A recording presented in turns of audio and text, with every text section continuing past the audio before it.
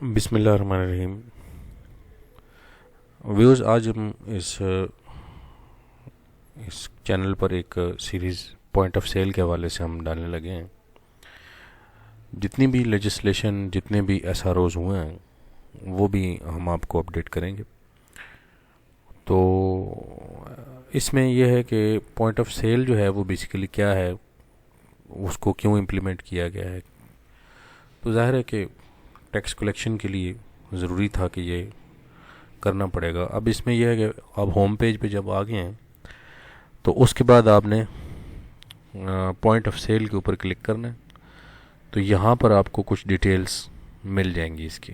ठीक है जी, ये पीओएस लीगल प्रोविजंस के नाम से पूरा इन्होंने एक लिंक दिए हुए हैं और यहाँ पर ऑर्डर्स भी हैं, एसआरओज़ भी हैं जो अब तक आ चुके हैं और आपको ख़ुद अपनी इंफॉर्मेशन के लिए दिए गए हैं।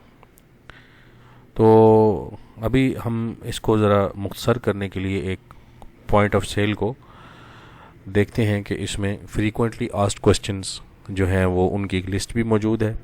तो वहाँ पे हम इसको देख लेते हैं कि क्या इसमें है। तो सबसे पहले जो है वो हमारे पास है जी कि who is required to integrate POS for live reporting of sales. तो all tier 1 retailers are required to integrate all their POS with FBR। अब इसमें टीयर 1 को उन्होंने सेक्शन 2 और सब सेक्शन 43A में सेल टैक्स एक्ट में क्योंकि define कर दिया है, तो उसमें यह है कि कौन कौन से आएंगे। सबसे पहले उसने कहा जी कि एक ऐसा रिटेलर जो कि इंटरनेशनल चेन स्टोर के तरह काम कर रहा है, या फिर वो एयर कंडीशन शॉपिंग मॉल के अंदर कियोस्क वाले जो नादरा वाले वो उनको निकाल के बाकी जितने भी हैं वो सारे अगर किसी सेंटर में काम कर रहे हैं तो वो सारे इसमें आ जाएंगे। इसी तरह से रिटेलर जो हैं, retailer whose cumulative electricity bill during immediately preceding 12 executive months जो है वो ₹1200,000 जो है वो 12 लाख रुपए से ज़्यादा आया है पिछले साल। तो उस सूरत में ये उस पर भी लाजिम है कि वो अपने आप को रजिस्टर कराएं। होल सेलर कम रिटेलर भी होते हैं जो कि बल्क में काम करते हैं इंपोर्ट का और सप्लाई ऑफ कंज्यूमर गुड्स हैं ऑन होल सेल बेसिस, यानी कि उधर से इंपोर्ट करते हैं और आगे फिर रिटेलर्स को भी देते हैं होल सेल बेस पे। तो उनको जो है वो इसमें शामिल किया गया है। इसी तरह से जिसकी शॉप जो है वो 1000 स्क्वायर फीट इन एरिया और मोर हो तो वो भी इसमें शामिल है। तो ये तो हो गया इसका जी कि पहला आपका क्वेश्चन का आंसर कि ये कौन बंदा इसमें करेगा।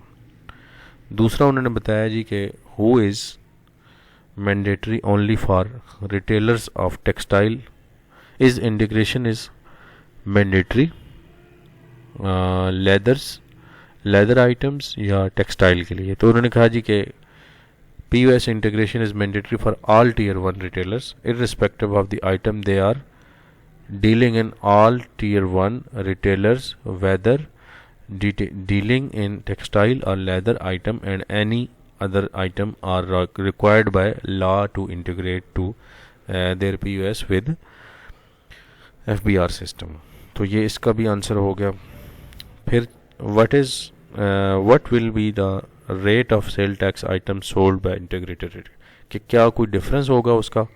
तो उन्होंने बताया जी कि जो लेदर वाले हैं वो तो हैं अलग, बाकी जितने भी हैं वो 17% स्टैंडर्ड रेट पे करेंगे और कैटेगरी वाइज रेट जो है वो उस हिसाब से हम चलाएंगे। Item following in 6th schedule वो ज़ाहिर के रेट एग्जेम्प्ट होगा, जिसमें milk, rice, wheat, pulses, fruit, vegetable except canned and packaged, ठीक है, अनकुक मीट, ये सारा जो है ये आपको पता है कि 6th शेड्यूल में है, इनके ऊपर तो एग्जेम्पशन मिलेगी।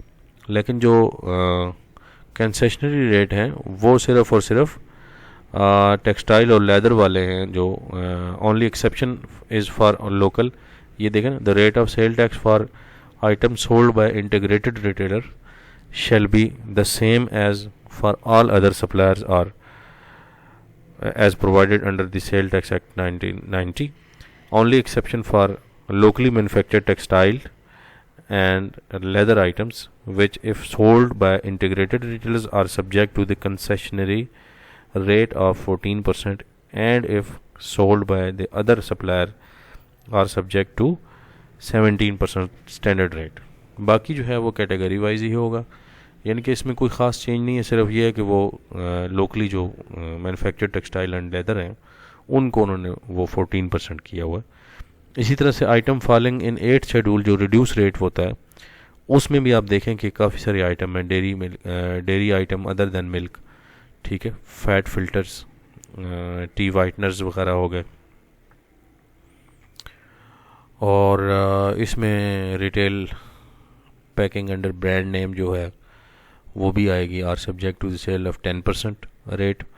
इसी तरह से 8% पे भी हैं कुछ जो है वो प्रीशियस ज्वेलरी जो है 1.5% of the value of the gold है plus 0.5% of the value of diamond है, यूज डेयर इन plus 3% of the making charges जो हैं वो, ये चीज़ें मतलब जो आपकी 8 शेड्यूल में आई थी जो रिड्यूस्ड रेट भी थी वो उस हवाले से उसी तरह से चलेंगी। तो एक तो ये इसमें आ गया जी। दूसरा जो है इसके अंदर हमने ये देखना है कि जो अब finished fabrics and locally manufactured finish articles of textile हैं उन पर उन्होंने लोकली मैन्युफैक्चर्ड गारमेंट्स वगैरह, शूज़ हैं, बैग हैं और टेक्सटाइल लेदर है तो उस पर 14% दिया हुआ है। और इसमें उन्होंने एक बात ये भी की है कि serial number 66 of the table 1 of 8 schedule, तो सेल टैक्स एक्ट के जो शेड्यूल्स हैं जैसा कि आपको पता है जो लोग इससे रिलेटेड हैं कि ये मुख्तलिफ जो है वह शेड्यूल्स के मुताबिक एक रेट तय किया जाता है।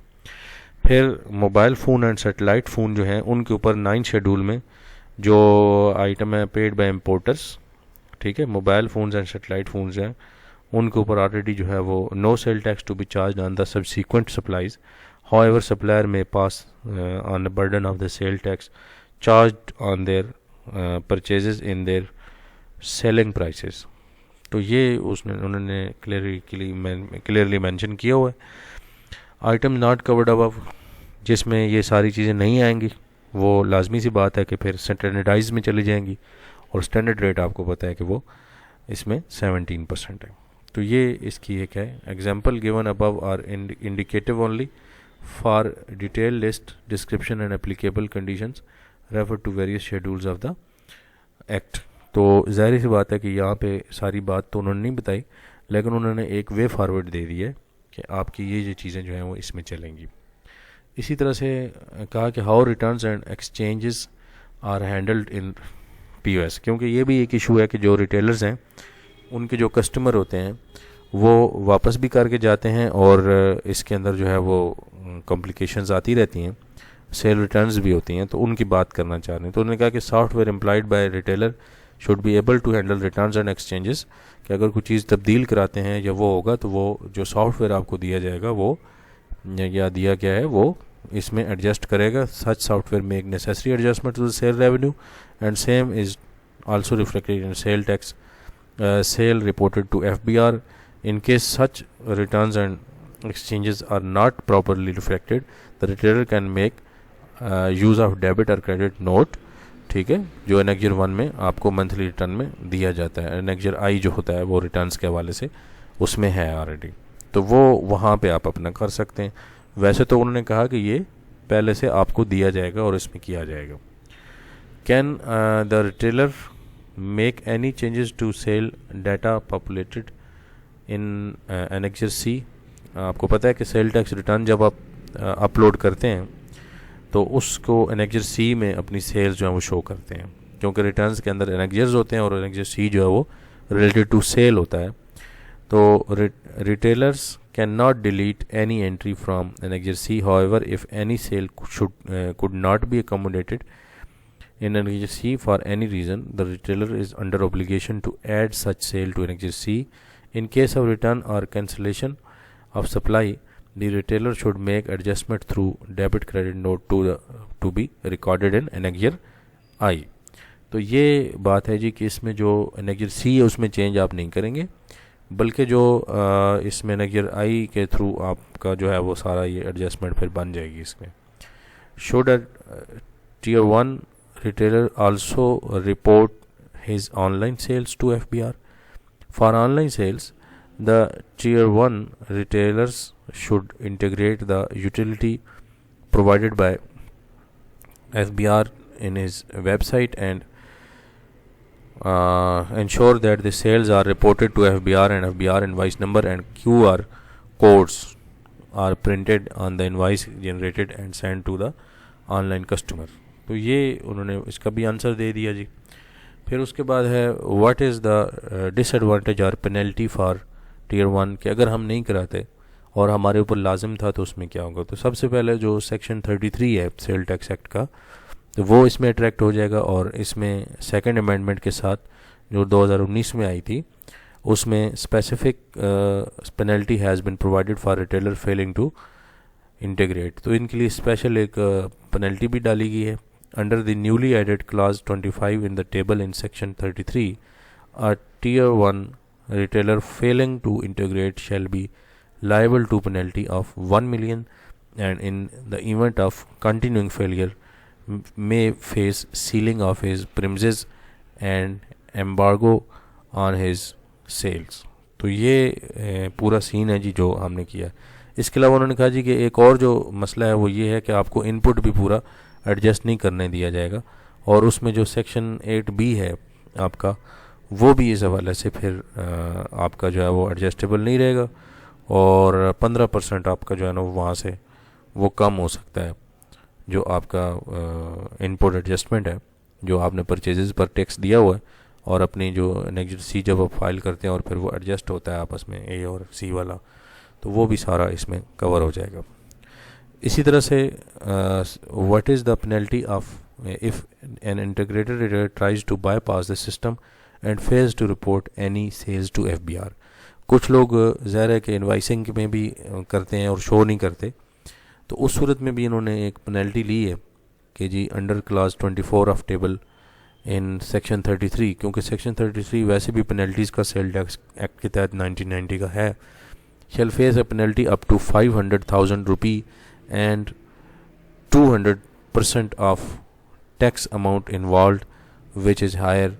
यानी कि या तो वो 5 लाख रुपए होगा या फिर 200% ऑफ द टैक्स जो आपके ऊपर बनता था और आपने छुपाने की कोशिश की, concealment.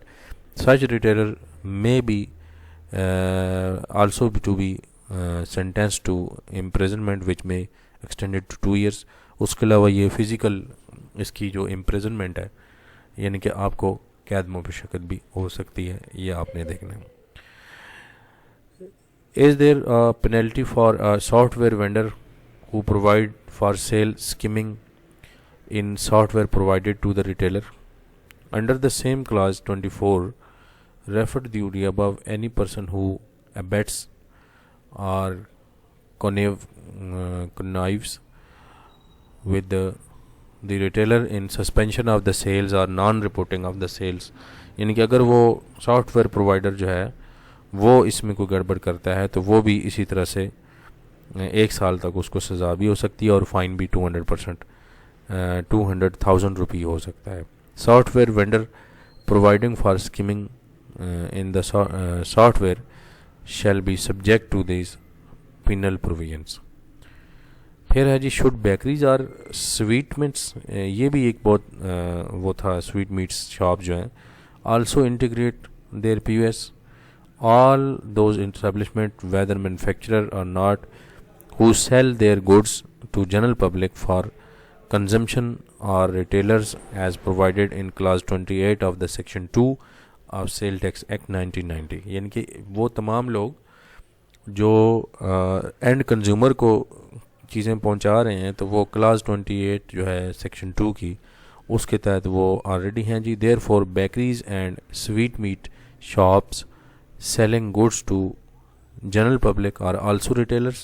Therefore such bakeries and sweet meat shops, whether or not manufacturer, also shall be treated as tier 1 retailers if they fall in the definition of retailer जो कि आपको सेक्शन 43 में सेक्शन 2 के क्लास 43 में हमने बताई है.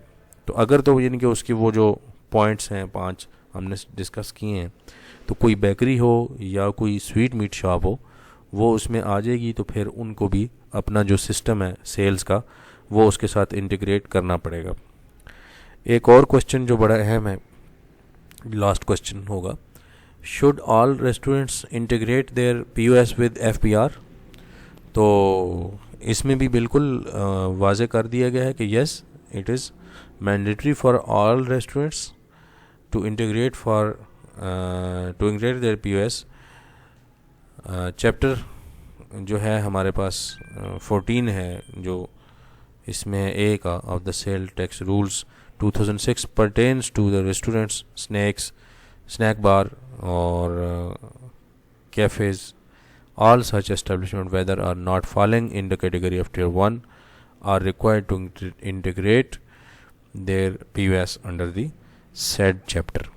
तो मैं उम्मीद करता हूँ कि ये आपके लिए बड़ा हेल्पफुल होगा, क्योंकि ये रिटेलर्स के काफ़ी क्वेश्चंस आ रहे थे, तो इसमें हमने एक मुख्तसर जायज़ा लिया और इसमें एक अच्छा किया इन्होंने जो वेबसाइट पर दे दिया गया है, ताकि आप अपने आप के बिज़नेस को देखें और उसके मुताबिक रिलेट करें। अगर आपका वो उसके रिलेटेड बनता है तो फिर लाजमी जो है वो आप इंटीग्रेट करेंगे। तो इंशाल्लाह अगली वीडियो तक के लिए इजाज़त दीजिए। Thank you. अल्लाह हाफिज़।